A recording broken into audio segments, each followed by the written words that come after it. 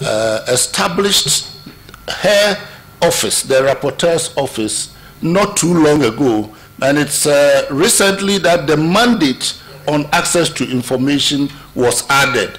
And I'm citing this because since Pansy came to the office to that particular position, her office has actually facilitated and has given a lot of political impetus to the work that we are all doing around access to information. And of course, there are many organizations here who have also been involved in an Africa-wide coalition, which has also been going on for perhaps a decade now. And that has also been very, very helpful by, first of all, helping all of us learn, as Henry has been saying, the details of the issues concerning access to information, because it's a legal issue, it's a political issue, it's a human rights issue, and yet the texts are important. What goes into the text in the law anywhere is important, and activists must take time and know what at every moment the law entails. And the international relations with organizations like Article 19 has also been very useful, because they, with a global experience, has always been a useful resource for understanding the text and experiences from other places. Again, in our experience in the Africa-wide coalition, we have had good experiences from India, for instance, through the Commonwealth Human Rights Initiative and the Commonwealth structure itself, which has helped. And of course, UNESCO has also been a useful source politically and sometimes also financially in helping bring about, in helping push the movement forward. Now, the coalition in Africa has gone through a lot of changes politically, internally, and so on. But it is now quite very strong, and it is gratifying that in Namibia you have also started your movement here right away with international involvement and collaboration. Again, Henry cited the example of the Carter Foundation, which has also been pursuing this question of access to information on many continents. They have promoted conferences, and they also have, I think, a model law. I think a model law that they also share with other places where people are also fighting for enactment of this law. And therefore, there are many organizations where experiences and expertise can be got from. And of course, you know, in terms of international support, we should always highlight the material and financial resources that international NGOs and donor organizations make available to the work that different coalitions do. Because without the finances, it's not going to be possible to sustain the work of the coalitions. One experience with coalitions at national levels is that you always need a core of organizations who will serve as the permanent quorum, who will keep things going, and who will also make the necessary financial sacrifices to get a secretariat going. As Edet and others have indicated, there is a need for a core of an organization, a dynamic secretariat that will always be liaising with Parliament, that will always keep an eye on the nuances that the bill or the proposal goes through, in order that they can share it, in order that they can bring people together to understand the different steps that the process is going on. Let me just conclude by highlighting some of the key areas that I think all these efforts sort of go through, or that we should pay close attention to. One is the exemptions in the bill that the government will introduce. In Ghana, for instance, the bill that the government has now, which is before Parliament, is not going to be passed before the end of the year when we have our election. But the coalition in Ghana has come out publicly to say that if the bill as it is, without, well, first of all, the bill as it is has so many problems with it. There are about nearly 60 amendments that the coalition has proposed, which Parliament has accepted in principle but has not effected. So we are saying in the coalition and publicly that if Parliament does not make those amendments, then Ghana does not need any right to information law as it is, because if the bill is passed, it will amount to legally banishing access to information in that country. So the exemptions are very, very, very important to pay attention to. Then the time frame, that is the time frame within which people can, the administration of getting information is also very critical.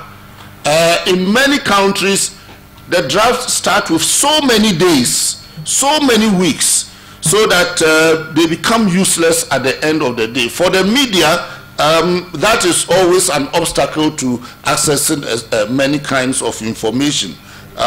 So the time frame is very important. Also, the fees regime is also very, very important, because if the fees are of a certain sort, then it means that many, many citizens cannot pay for the processing of the information that they need. Then also, the administration of the law. What institution administers that law? This is a problem. As we have heard from South Africa, they are still having problems with that. Because if I understand clearly, in South Africa, it was given to the I think one of the public institutions, the human rights institution of the country. But that organization couldn't handle it because their hands are full already. So it is important to, that is why, as the Liberia case has indicated, many of us advocate for an independent information commission. And in many countries, government is not going to accept that very easily. The tendency for government is to keep that either under the minister, in the Attorney General's office, or if you are not even careful, in the office of the Minister of Interior, that is the police. You know, so that is very, very critical. Then the question of appeal. If you are denied access, where do you appeal to? Who handles the appeal? That is very, very important also. In the draft in Ghana, the draft says that if you are denied the information, you appeal to the Supreme Court. How many people go to the Supreme Court? In fact, the concept Supreme Court, most citizens often don't know. And even a simple magistrate court is so frightening, so intimidating. What about, you know, the Supreme Court? That it just shows clearly that the intention of the government that drafted the bill is not for you to get anywhere. So that's very, very important. Another important point we should, as civil society organizations, positively take interest in, because in Africa here, record keeping by government as well as most institutions, because our societies are illiterate societies, record keeping and documentation is a serious problem. And if government raises it, I think we must understand it from a very positive perspective and be creative and think about how to handle that particular problem. Because if record keeping is poor, retrieval is also going to be quite an enormous problem, time consuming, apart from whatever intentions the civil servants will have. Objectively is going to be a problem. So as we go along, some of the things that we must try and assist the drafters of the law to respond to include in what ways can a government, public institutions keep records better so that retrieval of those records are made easier for citizens. So let me just... Prof. Okay, Prof. Okay, thank you very much. Being a prof, we need to applaud the prof and the team. I think we would take a few comments. I think the session had two roles. One, for you to begin to know that there are people you can rely on as you get to the fight, and that you can carry on the chat with them to develop those contacts and others. The second thing I think that is emerging, that is very clear, that this is not a one organizational process. It's not a one donor, one grant process, that even where it is taken the shortest time in Liberia, it took more years than 4. So I think the lesson both to us as civil society and those who say they are willing to partner on governance issues, there's a big lesson here that stick in for the long run. Don't help people for a start and then say you are now on your own. You need to be able to run, because it will take time. I think the other thing that I want to point out is that on issues of exemptions, issues like national security, there have been a lot of discussions and development on that area. Article 19 developed a Johannesburg Principles in 1996. The Open Society Justice Initiative is now doing a latest take on it, and then I think the final principles should be out before the end of the year. That means that we have a tool we can use to discuss with governments on the issue of national security. The other thing that we need to also know that on the continent, I think African Information Center is a continental body that we can all rely on. It has all these sets of laws on its website that we can all begin to see, and they have a secretariat that can offer continued support when some of the groups are not working with you. But opportunities that exist at an international level are things like the African peer review mechanism. How many of us in Namibia are pushing our government to accede to this voluntary process, or in Botswana, or in Kenya? And are we getting involved? Because it offers an opportunity for an internal discussion where the leaders will not say this is a foreign agenda, because APRM is Africa for Africans. There is also a process where most African countries are beginning to join the Open Government Partnership, OGP. And South Africa, Kenya, Tanzania, and a few others, Ghana, are applying to be part of that. How do we hold them accountable to the promises they make to Obama and Rousseff, the president of Brazil, when they meet and say, we are going to be an open economy, we are going to be a knowledge economy because we are going to make things open? How do we begin to utilize those forums to push the process? There is a UN process called Universal Periodic Review, where countries are reviewed after every 4 years. You just need to see that, and it gives an opportunity to take the voice from the ground, and your questions would be re-echoed to the delegation that will be representing the country, and it will become a record of the UN so that we can work on it. So with that, then we can take some comments and questions of clarity so that we are not asking Nigeria to retell the history.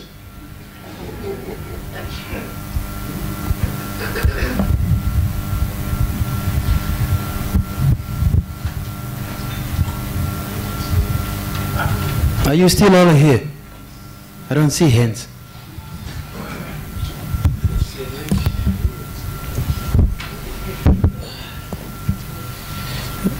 Thank you.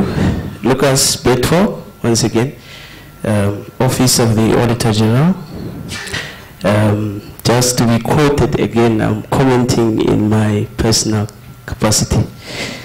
Right, to the panel, with your exposure and expertise to the regional spectrum of media, I'd just like to find out what are your views on media monopoly? What are your views on media monopoly in Africa, as well as the world at large? Is it an eminent issue or is it a mere myth? With that question, I'd like to further extend by drawing your attention to a classic Namibian example. Of course, taking note the presence of MISA Namibia, perhaps we can get their views on that as well. We have a case currently that is being reviewed by the Namibia Competition Commission that is involving the acquisition of a controlling stake or shareholding in DMH Media Group, that's the Democratic Media Holdings. This media group owns 3 very dominant, if I could say, publications, media publications. That's the Republican. Lucas, I want to appreciate your question. Yes. But I want to, I think I get very ruthless to younger brothers. Okay. To elder brothers I hold. Right. I know that you have a question on monopolies. Yes. But it's a necessary question, but not for this session. All right. So I think Zoe and a few of us who are doing media development work are happy to discuss with you separately, right, so that we use this as an opportunity to tap on the RTI efforts. Okay. Good. Thank you. Right. The rest of the comments, please stick to the topic of this session. All right. And that would help us to move forward. Good. Just to do justice to that, I'd like to come back, I think, to an issue that comes back to the topic at hand. I'm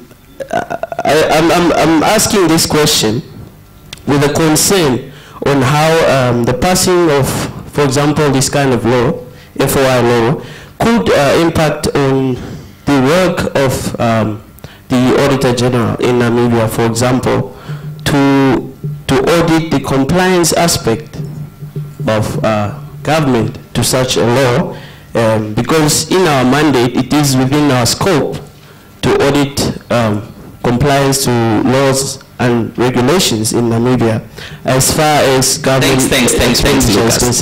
Pass on the mic to the next person, please. Right.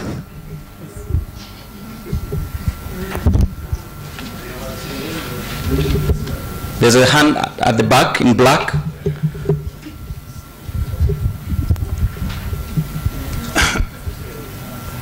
My name is Heinrich Schroeder, the founding member of Kavango Block Brick. I don't know where must I start. It'll take you 3 days. Just listen. But when we have this design in mind... Kindly make the comment or question brief. I'm in construction. I'm not in your level. I'm an African. I want to talk an African language. Listen. No. Yes, I'm talking what I said, what I'm going through and share ideas and things like that. That's fine, but... That's what I'm saying. I said I got sweet to the point and say, why is the brick being redesigned? To reduce the cost of construction for the poorest of the poor, to get rid of the slums. How can we, as Africans, bring a tournament in, which we call for standards for Africa throughout, from Cape Town to Cape Cairo? When can we? I've got something in mind that I want to share with Africa, and then I will also address it to you all. You should bring the tournament and call it Standard for Africa, that we can get rid of the slums. We award-winning company. It's a lot in detail where we can go, and I call it the skills, the ghetto skills. Take the ghetto skills to the ghetto and train the people to build their own houses, and they will respect the houses themselves. I mean, there's too much that I can say about it. I've got my colleague also here from Cape Town, and maybe he can tell you briefly about the competition what we are in. He's good in there. Just listen to him. We will let somebody else speak and then we can come back to you. So pass the mic to the next person, please. Hello. I had a session that I just want to comment on the video clip that I've shown a bit earlier on.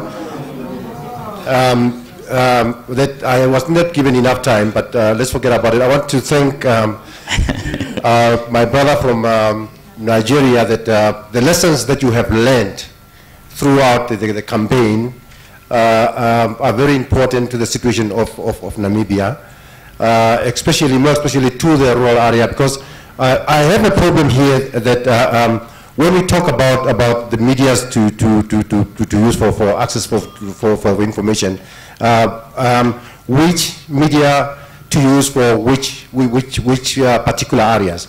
Now, I think we are addressing more tools to use here for Windhoek, and forgetting about the entire Namibia is left out. That's why I brought the issue of the video production, and you have mentioned rightfully that during your campaign you used, you produced a lot of videos, you identified champions, you trained information officers that we need to do through the Ministry of MICT, and I commend you a lot for that. Thank you so much. Thanks. I think MOOCs here, and then we will go back to a few of those. Kindly make your comments brief. If there are alternative sessions you want to give, we can try and create another session, and then jointly agree that we need another session so that we go for it. Thanks, Henry. I think it's important to choose the right custodian of the legislation right off the bat. So I'm trying to understand from anyone in the panel, how do you decide that the bill should be handled by the Ministry of Information, for example? I'm asking this in light of the statement by Honorable Saleshando that there is a lack of a conceptual understanding of what access to information is about. And to those that are stuck, would it not make sense to consider what other avenues you could use to push the campaign? For example, the Ministry of Public Service and Administration or the Ministry of Justice. What makes people zoom in on the Ministry of Information? That was my question.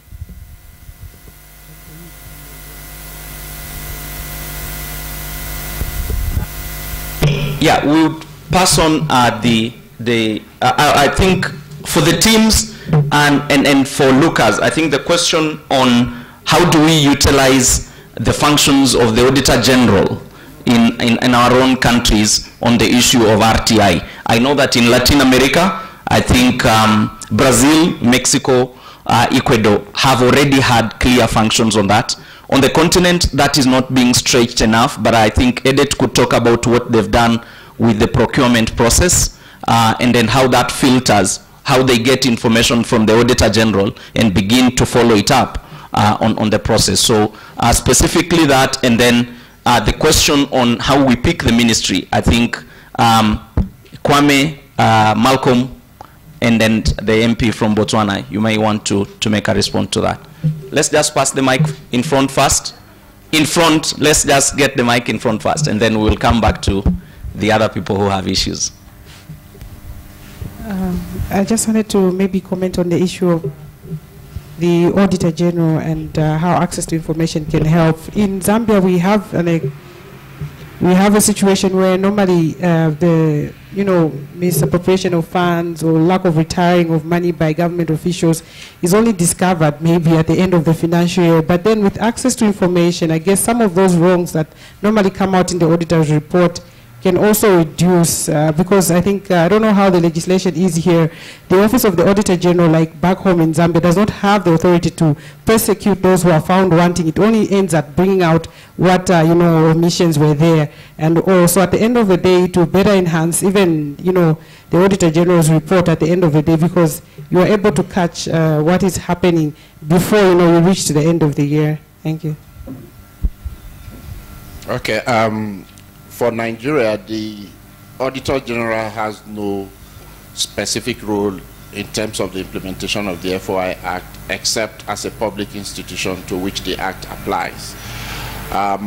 It's a constitutional body that is supposed to be independent, but it is not quite independent because of a number of issues. I think the most notable one is the nature of the appointment process, which is entirely in the hands of the president. Also, the Auditor General is supposed to submit his or her report to Parliament, to the National Assembly annually.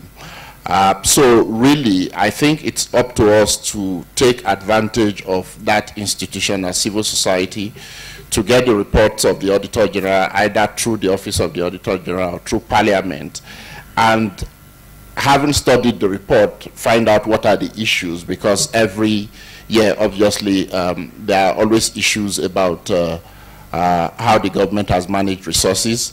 They tend to be very political because if the Auditor General becomes too critical in his report, which is what we've seen on a few occasions, his tenure becomes very endangered. And we've actually had an instance where the Auditor General was subsequently removed. So that tends to, I think, create some sort of self-censorship in the office. In terms of the procurement process, we have a regulatory body for public procurement, which is the Bureau of Public Procurement. Again, it's supposed to be an independent statutory body, but suffers from this same, it's supposed to have a board, which is the National Council on Public Procurement. The public procurement law was passed in 2007, but till date, the presidents or the two presidents that have been in office since that law was passed have refused to constitute the National Council on Public Procurement. So it's a very weak body as it stands, because the Bureau of Public Procurement reports to the president instead of to the Council on Public Procurement. So that undermines its independence. I just want to quickly touch on the issue of the rural areas and how we can get them on board. I think every context is different, so I would not purport to prescribe anything for Namibia. But in my country, one tool that we found very useful for people in rural communities is the cell phone. It's something that they have embraced and are using effectively, and we are also thinking of ways of taking advantage of that. So one of the things we've done, for instance, is to develop an application that enables people to download the Freedom of Information Act to their cell phones. And we're trying to go a step for that, to develop an application for a simplified version of the Freedom of Information Act that people can also download to their cell phones. And possibly a further step is those that have been translated into local languages that people can download, because a lot of people in all parts of the country now have cell phones. We have over 100 million active cell phones in Nigeria, and we think that that's a great opportunity to be taken advantage of in terms of spreading information. Thank you. Okay, Malcolm, perhaps the choice of where do we domicile the law. Briefly, what were the things, competing interests that you used, and how did it work? Well, I would just want to briefly comment on the issue of the Auditor General, the Office of the... Just stick to the ministry thing. It's a military regime where... Yeah. Yeah. Okay, in terms of the domicile of the law, first, in responding to the question, why the Information Ministry, I simply want to say that because the law is called an information law. So in most instances, if you are liaising with government, they will always direct you to work with the Ministry of Information. Like in our case, we have worked with the Ministry of Information up to the appointment of the Information Commissioner. As a matter of fact, while the process was ongoing, the appointment process was ongoing, there was a budgetary allotment made under the Ministry of Information budget for the Office of the Information Commissioner. In terms of the law, as it is right now, the law is domiciled at the Secretariat of the Information Commission. There where it is right now. And it has all the responsibility to provide the necessary oversight to ensure that implementation is done properly. But as it is, you see, in most instances, the Office of the Information Commissioner, most of its activities, most of it will primarily focus on the supply side of information, whereas civil society actors like ours will mainly concentrate on the demand side of it. Prior to the composition of the appointment of the Information Commissioner. Some ministries and agencies, in accordance with the law, have commenced the process of appointing information officers. As I speak to you, we have a total of 6 information officers that are